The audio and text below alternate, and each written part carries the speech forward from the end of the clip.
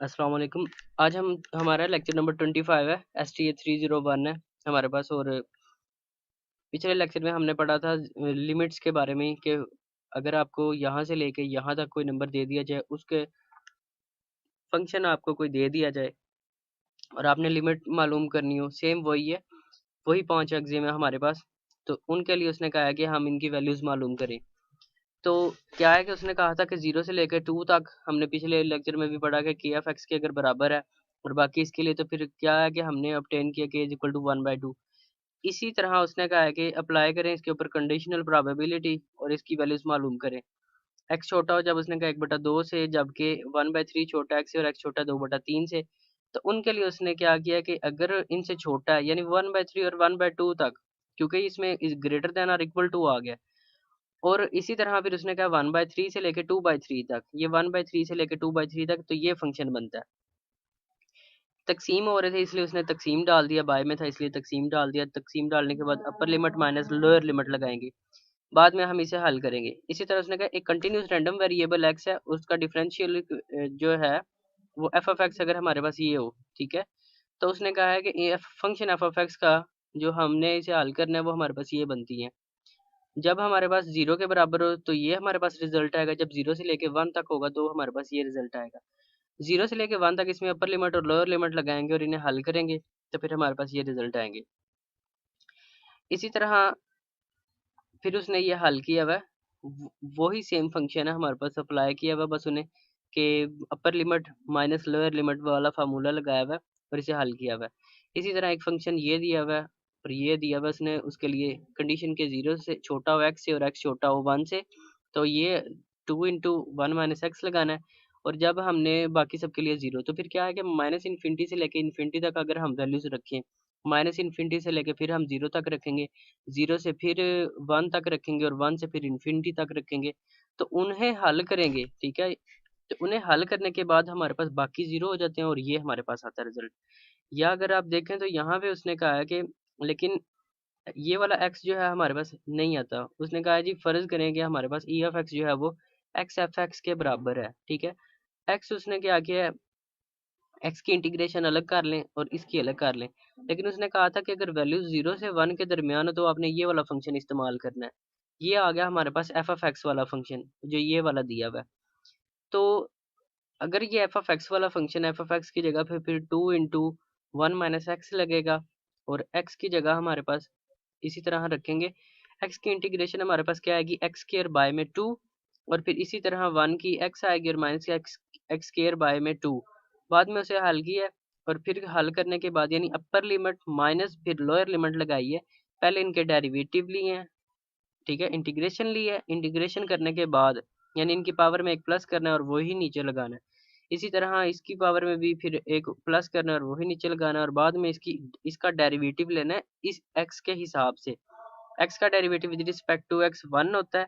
फिर यानी वो हल करने के बाद फिर आपके पास आपने इसे upper limit minus lower limit की ये पुट, तो आपके पास ये रिजल्ट आते हैं। क्योंकि ये बेसिकली पेज पे करने वाले क्वेश्चन है, इसीलिए थोड़ी सी कुछ लोगों को समझने में मुश्किल पेश आएगी।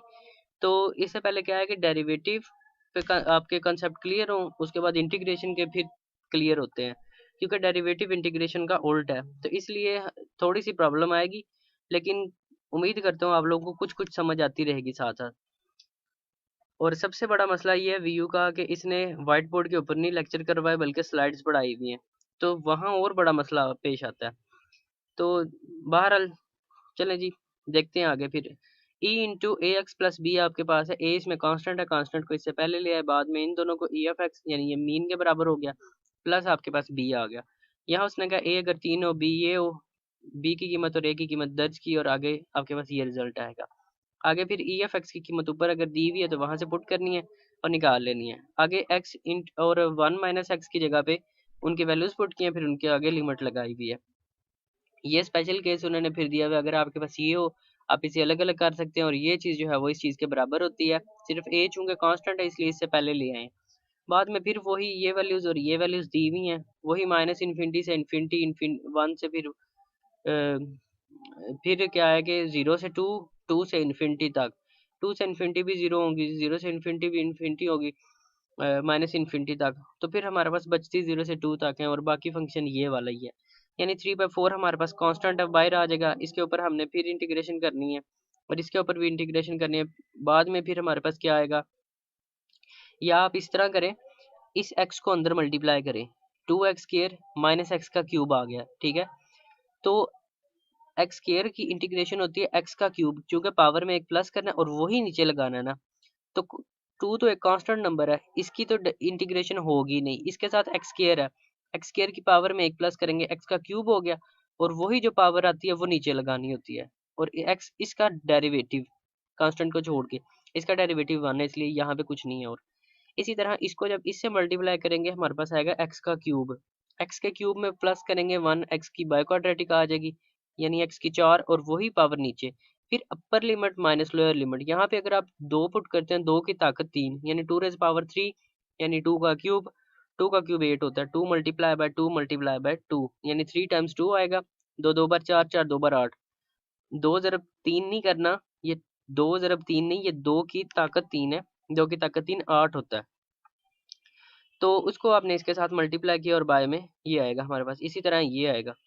फिर बाद में एलसीएम लिया हुआ है, एलसीएम लेने के बाद 4 3 बार 12, 16 4 बार 64 और इसी तरह 16 3 बार 48, 64 माइनस 48 डिवाइडेड बाय 12 है, बाद में उसे हल किया और ये आया। फिर 3 1 ज़र 3 3 4 ज़र 12, 4 4 ज़र 16 और 16 1 ज़र 16। इसी तरह आगे हल हुआ है माइनस इन्फिनिटी से लेके इन्फिनिटी तक, और इसी तरह आगे फिर फोर्थ उसने जो उसका एक्सियम था, इसी तरह μ1 से लेके μ4 तक उसने वैल्यूज निकाली हुई हैं। तो आगे जॉइंट करना, उन्हें जॉइंट और उसका फिर आगे जॉइंट प्रोबेबिलिटी, और इसी तरह आगे फिर हमारे पास आ जाती हैं आगे थोड़े से प्रूव है, कंडीशनल प्रोबेबिलिटी, इंडिपेंडेंस, और इसी तरह है ये हमारे पास। ये आप लोगों को मैं पहले एनसीआर का एक बता के भी आया हूँ कि आपने n फैक्टोरियल बाय में n का माइनस r का फैक्टोरियल और r का फैक्टोरियल साथ लगता है, तो वो लगा के आपने इन्हें हल करना है। या कैलकुलेटर पे डायरेक्ट 8 प्रेस करें, फिर शिफ्ट, बल्कि शिफ्ट दबाने की ज़रूरत नहीं है, 8 प्रेस करें, कैलकुलेटर के ऊपर लेफ्ट साइड के ऊपर दूसरा है तीसरा बटन होगा फर्स्ट या सेकंड रो के अंदर, एनसीआर लिखा होगा उसके ऊपर, वो प्रेस करेंगे, सी आएगा स्क्रीन के ऊपर, और फिर आपने उसे 2 का बटन प्रेस करना और आपके पास 28 रिजल्ट आएगा। तो यहाँ पे हमारे पास यूं इसे पुट करके रखा हुआ है, 3 का फैक्टोरियल ओवर 3 माइनस 0 का फैक्टोरियल और फिर साथ में 0 का फैक्टोरियल, 0 का फैक्टोरियल 1 होता है। और आसान हल इसका यही है कि आप 3 का बटन प्रेस करें कैलकुलेटर के ऊपर, एनसीआर का बटन प्रेस करें और फिर 0 प्रेस करें, उसका रिजल्ट लिखें यहाँ पे। 2 का बटन प्रेस करें, 2 माइनस 1 का यानी 2 का बटन प्रेस करें, फिर एनसीआर वाला बटन प्रेस करें, फिर 1 प्रेस करें, फिर आपके पास ये रिजल्ट आएगा।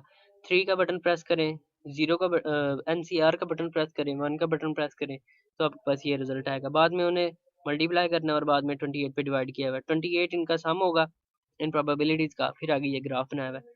यहाँ ख़त्म हो जाता है हमारा लेक्चर नंबर 25 भी। मिलते हैं इंशाल्लाह नेक्स्ट लेक्चर में। फ़िलहाल के लिए इजाज़त चाहता हूँ। अल्लाह हाफिज़।